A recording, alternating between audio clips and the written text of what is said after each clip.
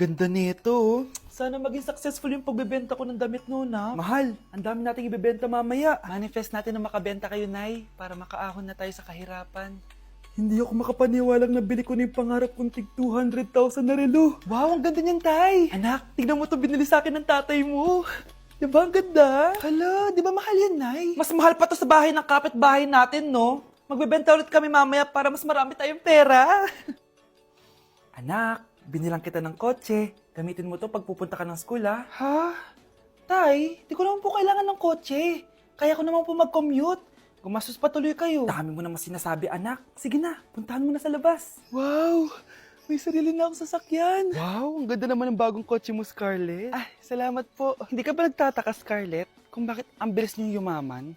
Galing yun sa pagbebenta ng damit nila, nanay. Ang dami na nga nila mamahaling gamit ngayon, eh. Sure ka ba? Na damit lang ang tinitinda nila? Nay, bumabagabag talaga sa isip ko kung bakit ang bilis nating yumaman. Ano ba talaga binibenta niyo ni tatay? Ano ka ba, anak? Malaki talagang kita sa pagbebenta ng damit. Pero, Nay, wala nang pero-pero. Hindi ka ba masaya, anak? Na mayaman na tayo? Na nabibili natin lahat ng gusto natin? Sige na, mag-aayos pa ako ng benta ko. Mahal, nakauwi ka na ba?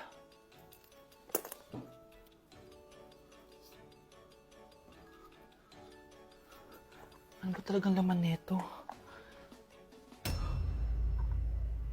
Nagbebenta sila ng laman loob ng tao.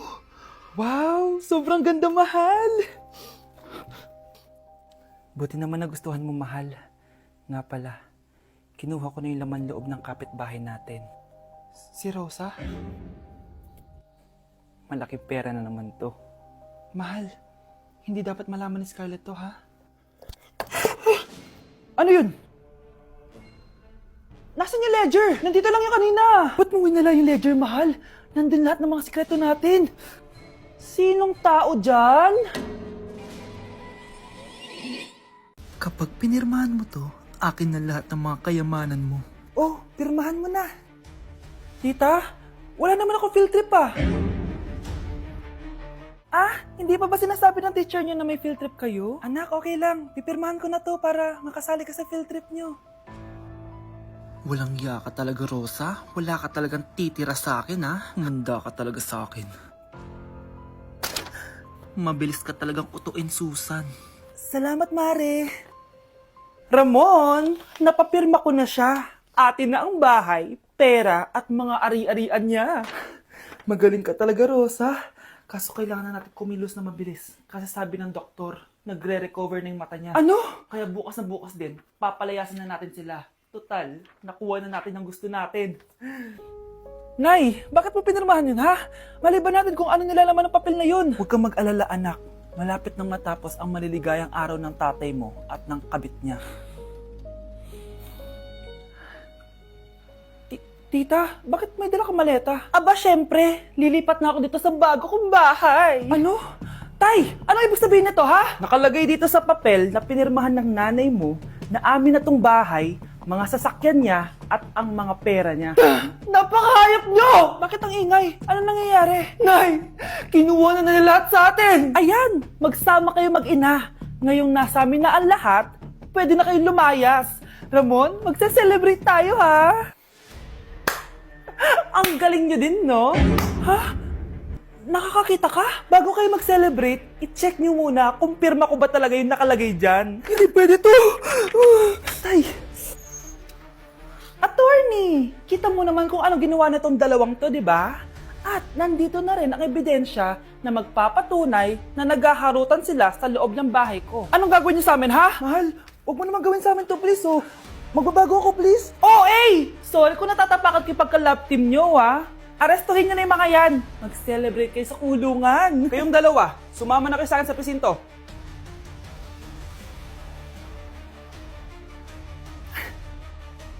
Ay, Nay! Good news! Nanalo ako sa loto! Totoo ba, anak? Tumama lahat ng numero sa panaginip ko, Nay. Ay, alam mo, anak, swerte ka talaga eh. Nay, may good news din ako. Gagraduate na ako next month. Talaga ba, anak? Akala ko talaga bagsak pa rin ako eh. Buti naman at di ka na ulit ng high school. Congrats! Good luck sa college! Mga anak, may good news din ako. Sabi ng doktor, Magaling na daw ako sa sakit ko. So, ibig sabihin, hindi mo na kami makakalimutan, Nay? Oo, anak. Parang sunod-sunod yung swerte natin, Nay, no? Siyempre, dahil din yan kay Lord. O sige na, anong oras na? Matulog na tayo, ha? Good night, Nay.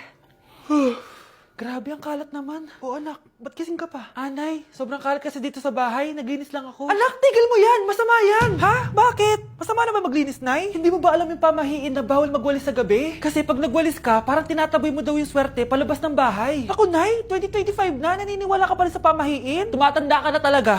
Ay, hindi ko alam, anak. Takot lang ako na malasin ulit tayo. Sige na, Nay, itulog mo na yan. Malapit na ako matapos dito.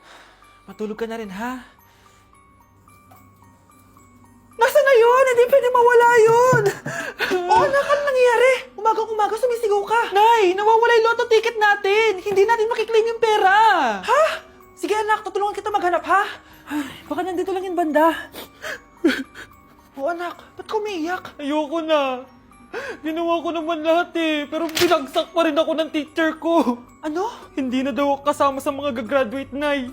Lahat ng effort ko nasayang. Anak! Nay, magpahinga ka muna. Ako na muna bahala dito. Ano na naman nangyayari sa pamilya natin? Anak? Scarlett? Kyle? Susan? Kamusta ka na? Dok? Ba't nandito ka? Dinalaw kita para kamustahin ka. Mga musta?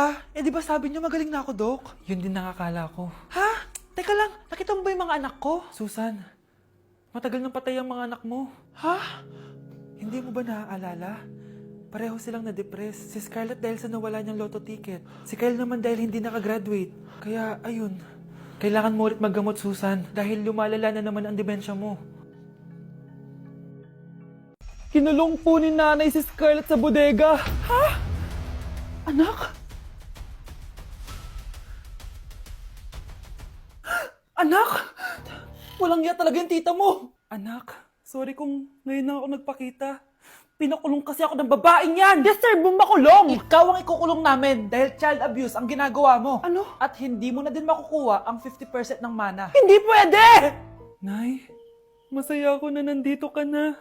At hindi na din tayo maghihirap dahil sa pamana ni tatay. Masaya din ako, anak. Siyempre kasama ka dito sa Manta.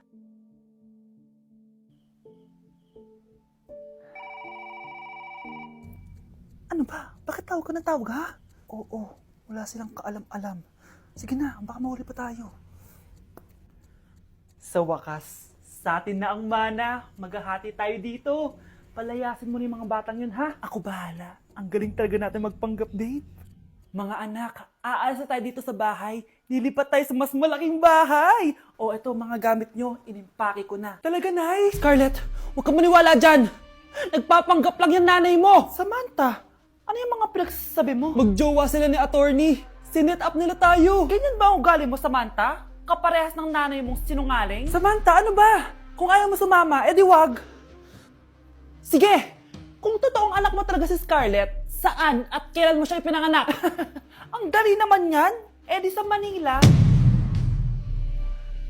Pinanganak ako sa ibang bansa. Hindi ikaw ang nanay ko. Ay, oo nga pala, sa ibang bansa pala. Sorry, nakalimutan ko. Ang dami namang drama. Total, nasa amin na ang mana. Umalis na kayong dalawa. Kung ayaw niyong pati kayo, ipakulong ko. Kung meron mang makukulong, kayong dalawa yon. Salamat sa pagtawag, Samantha. Inaaresto kita, attorney, sa kasong panloloko. Palpak ka talaga! Naisahan niyo ako ngayon, ha? Hindi pa ako tapos sa inyo. Talagang sinira mo yung sarili mo, attorney, para sa pera. At ang dami mo na palang naloko. Samantha, huwag na tayong maghiwalay, please. Oo, Scarlett. Dito lang ako palagi sa tabi mo. Kayong dalawa, mag-ingat kayo palagi, ha? Gamitin nyo na maayos sa pamana ng tatay nyo. Salamat po. Gusto mo ba talaga ako makilala, Scarlett? Oo! Dahil hindi ako matatahimik! Magkita tayo malapit sa puno ng mangga. Ako ikaw, Scarlett. Galing ako sa future. Paano? Paano nangyari yun? Basta, Scarlett, ayusin mo yung mga desisyon mo sa buhay, ha? Sige na, baka mahuli pa ako ng mga humahabol sa akin. Sandali! Sino humahabol sa'yo? Sino ba yung humahabol sa kanya? May mangyayari ba masama bukas? Bakit di pa siya tumatawag sa akin? Nay, si Biana po, pumasok sa school? Gumala daw kasama yung mga kaibigan niya. Tumatawag? Hello? Si Scarlett po ba to? Kaibigan po to ni Brianna. Nakidnap po siya kanina. Hindi ko po alam anong gagawin. Tulungan niyo po kami. Sinakay po siya sa van. Nay! Si Brianna! Nakidnap! Diyos ko! Anong gagawin natin, anak? Bakit tayo mo sumagot? Sabihin mo sa akin anong gagawin ko. Nay! Nay! Saan pumunta si nanay? Scarlett, dyan ka lang ha. Pupuntahan ko yung mga kidnapper. Napakadelikado naman ang ginagawa mo, Nay. Diyos ko, anong gagawin ko?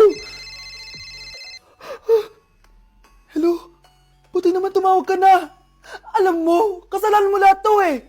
Kung pinaalam mo sana na makikidnap si Brianna, hindi sana pinigilan ko siya. Scarlett, may malaki tayong problema. Nasa bahay niyo yung humahabol sa akin. Magtago ka na. Scarlett! Nay! Oo, Scarlett. Galing ako sa future. Ikaw ba yung humahabol sa isang Scarlett? Hindi ko na siya kailangan. Ikaw ang solusyon. Solusyon saan? Dahil sa paulit-ulit na pagbabalik niyo sa nakaraan, lalong lumalala ang sitwasyon namin. Ha? Hindi ko maintindihan. Kailangan mo na mamatay! Matagal na dapat kaming patay ni Brianna. Pilit mong binabalikan na nakaraan. Kaya ikaw ang papatayin ko. Nay! Panaginip lang pala lahat yun. Oo anak, okay ka lang? Si ate kasi panay puyat kaya ganyan siya eh. Nay, Brianna, buhay kayo? Oo ate, buhay kami. Anak, sumama ka na sa amin. Sumama ka sa akin.